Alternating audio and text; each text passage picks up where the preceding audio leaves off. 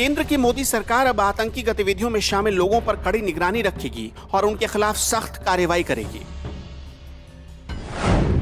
इसके लिए गृह मंत्रालय ने यूएपीए संशोधन विधेयक में नए कानून के तहत दर्ज मामलों पर कार्रवाई करने के लिए एक नई टीम तैयार कर दी है, जो दाऊद इब्राहिम समेत दूसरे आतंकियों की संपत्ति जब्त करेगी।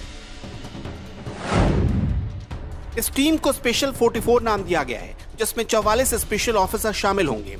इस टीम में intelligence bureau, financial intelligence, RBI, गृह मंत्रालय, सेबी, राज्यों की एटीएस, राज्यों की सीआईडी सहित दूसरे विभाग के अधिकारी शामिल होंगे।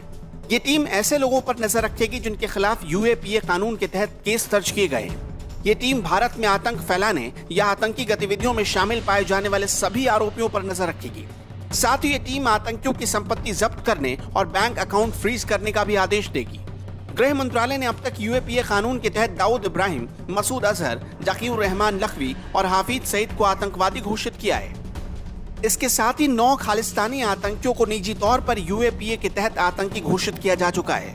यूएपीए एक बेहद सख्त कानून है और इसे आतंकवादी और देश की अखंडता और संप्रभुता को खतरा पहुंचाने वाली गतिविधियों को रोकने के लिए बनाया गया है। ये कानून संसद में 1967 में पारित किया गया और उसके बाद इसमें कई संशोधन किए जा चुके हैं। इसके तहत आरोपी को कम से कम 7 साल की जेल हो सकती है। गृह मंत्रालय की स्पेशल 44 टीम में 44 अफसर शामिल होंगे। टीम में intelligence bureau, financial intelligence unit, reserve bank of India, home ministry, SEBI, ATS और सीआईडी के अधिकारी शामिल होंगे।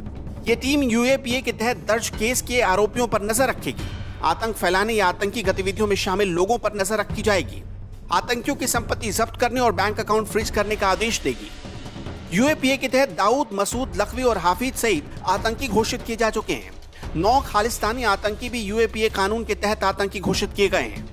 देश के खिलाफ आतंकी गतिविधियों को रोकने के लिए यूएपीए कानून बना। इस कानून में अब तक कई संशोधन हुए और सजा कम से कम 7 साल की कर दी गई है।